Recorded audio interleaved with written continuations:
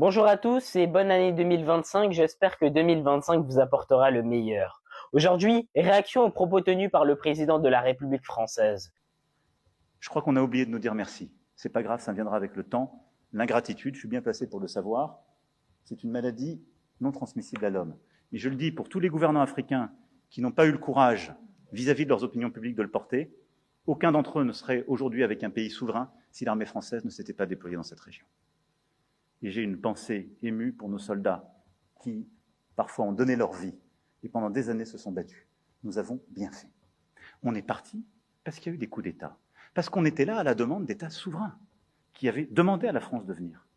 À partir du moment où il y a eu des coups d'État, où les gens ont dit « notre priorité, c'est plus la lutte contre le terrorisme, c'est ceci ou cela qu'importe », la France n'y avait plus sa place. Parce que nous ne sommes pas les supplétifs de putschistes. Sur un ton presque méprisant et paternaliste, le président français oublie sans doute les origines de tout ce chaos. Pour comprendre toutes ces situations, il faut un peu remonter en arrière.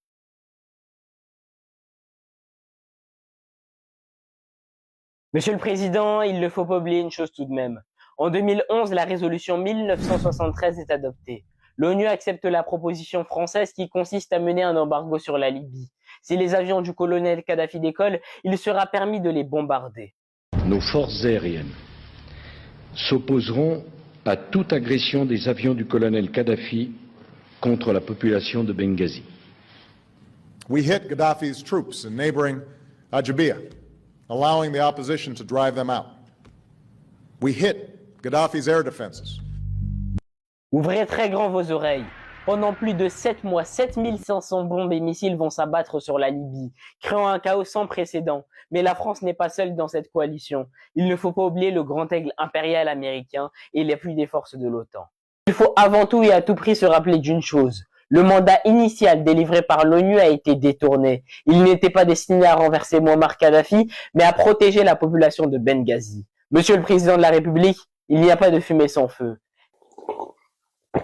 La déstabilisation de la Libye va aggraver la situation déjà fragile dans l'ensemble du Sahel, notamment au Mali, favorisant ainsi la montée de groupes terroristes dans toute la région. Le chaos s'installe et Daesh parvient à s'installer dans le pays. Pour rappel, nous sommes en pleine période de printemps arabe. Je ne dis pas que c'est entièrement de la faute de la coalition, mais cela a grandement joué. La Libye, on n'a pas respecté la souveraineté d'un peuple, et ça, c'est une erreur. Entraînant un chaos total, la Libye a donc été un terrain de chasse idéal pour tous les djihadistes venus du Levant. L'État libyen, vous le savez, c'est un des pays les plus armés du continent. Toutes ces armes aujourd'hui ne se trouvent pas dans les magasins, mais toutes ces armes se trouvent au sud du Sahara, dans le Sahel, dans nos propres pays. Oui, la France a apporté son soutien au Mali, mais comme nous venons de le voir, c'est tout de même la moindre des choses.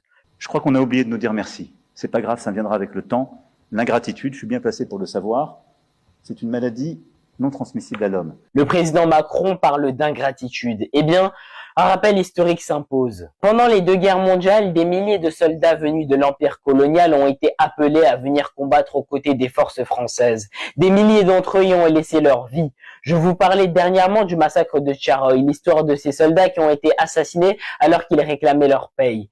En termes de sacrifice, on est bon.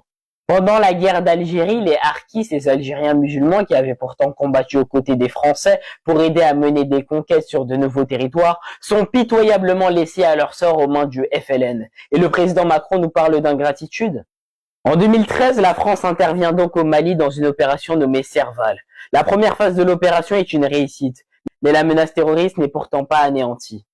En 2014, l'opération Serval change de nom et devient Barkhane. Elle s'élargit à 3 autres pays, la Mauritanie, le Burkina Faso et le Niger. Malgré une lutte incessante contre les groupes armés, les actes terroristes augmentent grandement dans la région. La France s'installe sur place, créant de très nombreuses bases militaires, ce qui sera d'ailleurs vachement critiqué car l'opération n'avance pas. Pendant plus d'une décennie, la France sera stationnée. Que font des militaires sur nos territoires? Que font-ils? Qu'on nous explique au moins, sont-ils là pour nous protéger, pour protéger le chef qui est au palais ou pour protéger et lutter contre le terrorisme? Résultat, l'opération Barkhane est un échec croissant. La situation sécuritaire s'est fortement dégradée dans la région.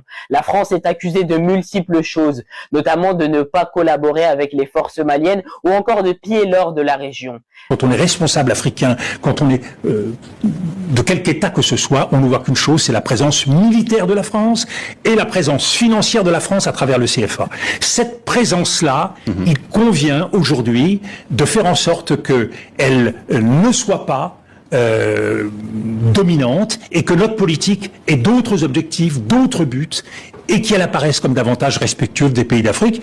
C'est ce qui fait la force de tous les États qui aujourd'hui s'intéressent à l'Afrique, la Turquie, le Japon, la Chine, le Brésil et bien d'autres. La France perd en crédibilité. Ils ont des avions de chasse, des chars, tout le monde a vu les drones qu'ils ont, mais leurs drones ne voient pas les terroristes. Donc on n'a pas vu à quoi ça sert de venir rester dans notre pays.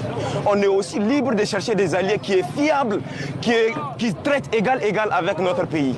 Et l'arrivée de nouveaux venus dans la région ne va pas arranger les affaires de la France. Car oui, chaque pays a ses intérêts.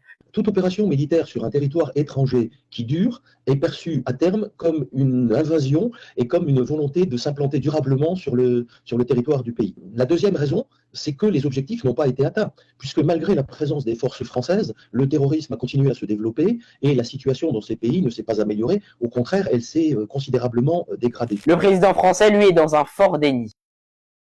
Beaucoup ne comprenaient pas que la France, puissance militaire qu'elle était, ne parvenait pas à mettre fin à cette menace terroriste qui était schématisée dans l'imaginaire collectif. C'était quelques terroristes sur des motos.